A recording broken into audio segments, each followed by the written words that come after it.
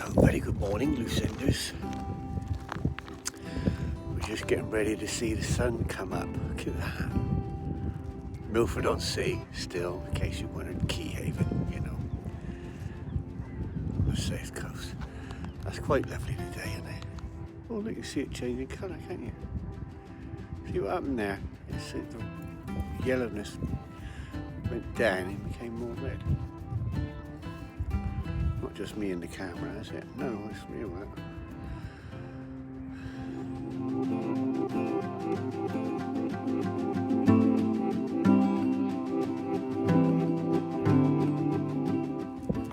Come on, dogs. Come on, Ted. Look at that wooden board. She's walked across here 100 times, but all of a sudden she gets a bit freaked out because it's wood and she can see this water underneath it. Come on, you got this. Come on. Come on. It's only because she stops to think about it. Once she gets, but yeah, see now she's rolling and she'll run the last bit. That's a good girl. Come on then.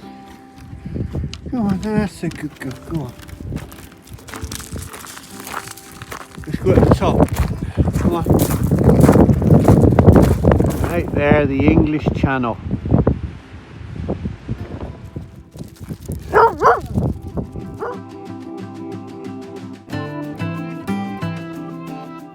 Come down off the peninsula up there, so it's a little less windy, so I can actually, you can hear me now. I've got the sniffs a little bit, and a nice healthy bag of dog poo. We can see, you see there, look, the sun's really coming up now.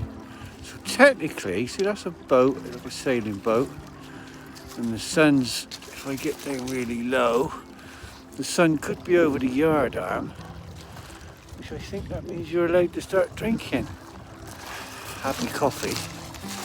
Maybe I should have put a splash of whiskey in it. I might do that when I go back, because I'm not going anywhere today. Oh, Bill, you alcoholic. No, right, not really. I'm not going to do that.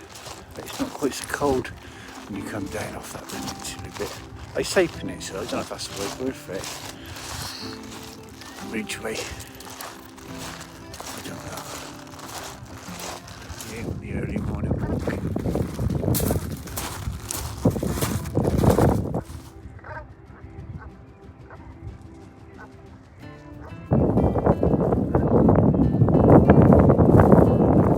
Senders, and it turns out to be a beautiful day at Milford-on-Sea. Quite early, we were up at 6.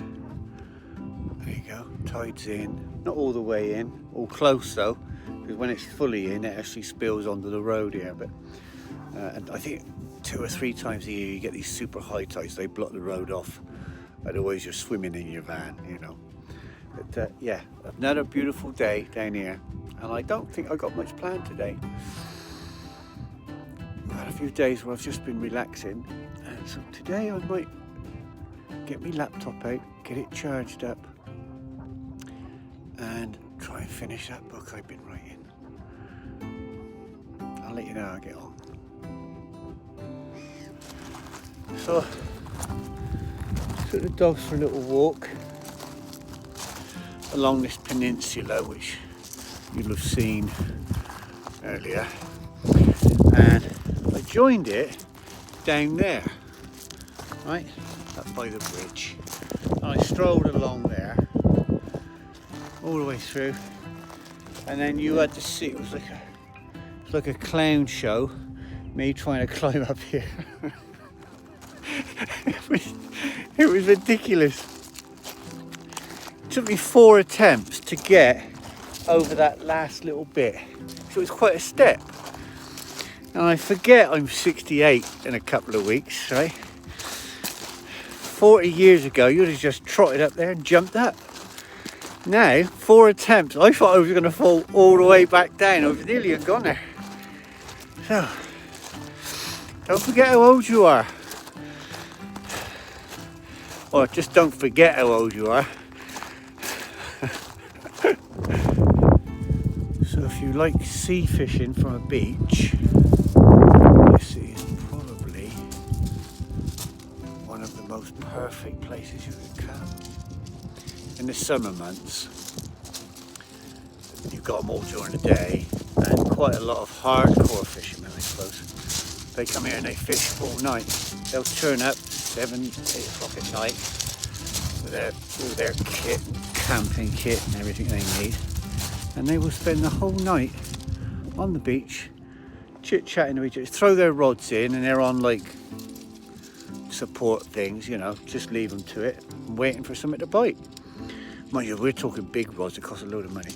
And then they just socialise, which is probably got the most appeal about the whole venture, really. Getting away, being outside, and just having that time with other people who like a peaceful life, I think. You know, because fishermen, they spend hours and hours and hours, don't they, all alone.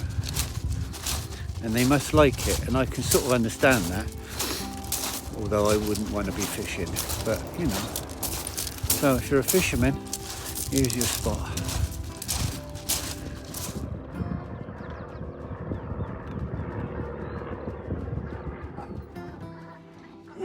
Well, wait. Hi there.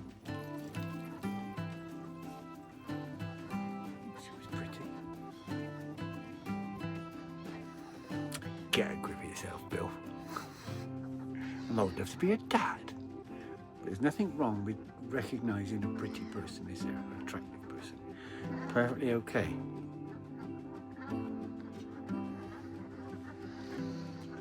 Okay, then. Oh. Did you want a drink? Waiter service? No? Bear? No? Okay. Oh, my knees. Oh. Oh. Right.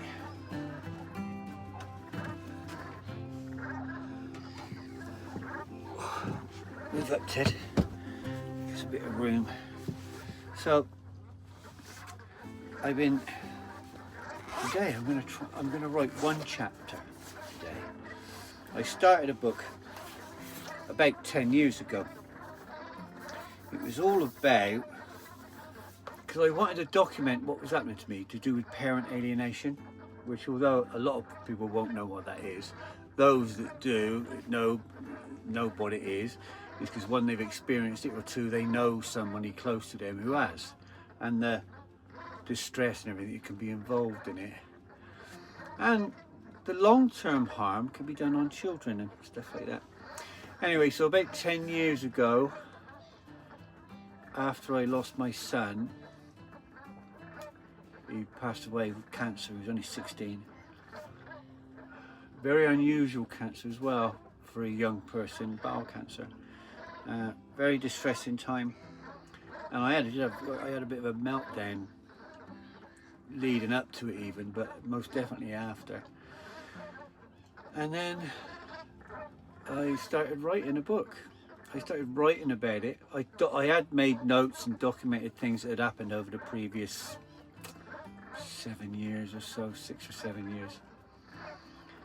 So I've got those for reference to jog my memory and go back and include some of the text I wrote then.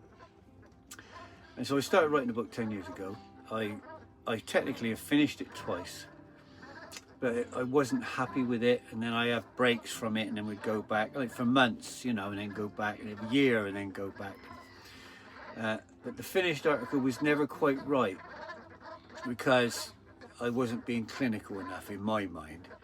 So I'm not rewriting it, but I'm going to adjust it because I go through it again. I got rid of the last probably 5 chapters. I just went, no, they were just too erratic, emotional, and wanting to blame everybody, which, you know, you will want to do if you've suffered parent alienation. So I think probably waiting or taking 10 years to get this far, which is nearly a finished book, I'm just going to fine tune each chapter and then write the last 4 or 5 chapters once I've fine tuned the 15 or 16 chapters I've got. So that's where we are today. So we're going to charge the laptop and while I'm in a emotionally, mentally a good place. I'm out in my van. It's a beautiful place. I'm looking at my doors at. I'll show you, look. That's my view today. It's like slightly overcast, but nice, you know, just nice. It's not cold, hence just a t-shirty thing on. So I think I'm going to write. So I'm going to write today. Just going to do one chapter just to get myself back into it. I'm going to take the first chapter, fine tune it. When I'm happy with it, then I can leave it. And I'm going to try, while I'm going out in my van now over the next, well, the whole summer and beyond, I'll go out frequently, lots of the time I'll be out. I'm going to find quiet time like this to just write. So all being well, by the end of summer, I will have a finished book that I'm happy with, and then try and get it published, or if necessary, I'll publish it myself, because I think it's an important record of the reality of what happened. And I've got to be honest, while I was doing it in the past, I found it quite therapeutic, because I understood, once you write it down, you're thinking and you're analysing stuff, and then voicing you're putting down the issues and problems and troubles you're having. It gives you a fresh perspective, almost outside looking in, which is very important to deal with problems in life and your mental health and stuff like that, because some traumatic things in life, although to somebody who's got no empathy and no real understanding or experience in life, we will just get on with it. Writing it down is cathartic. That was a word I picked up off of somebody I was talking to about it. They said, oh, it must be quite cathartic. I went, because I didn't know what it was. So I looked it up, and it turns out it was, and is, cathartic. And so while I'm feeling good about life's at a nice steady pace now, we're all reasonably healthy and getting on with it, and I've got this time, I'm going to do it. So fingers crossed. So that's my chore for today, and maybe a few days, but so that'll do for now. So till next time, bye for now, and bye from Ted and Bear, obviously. Bear, she doesn't want to say goodbye. All right, so bye for now. Bye bye.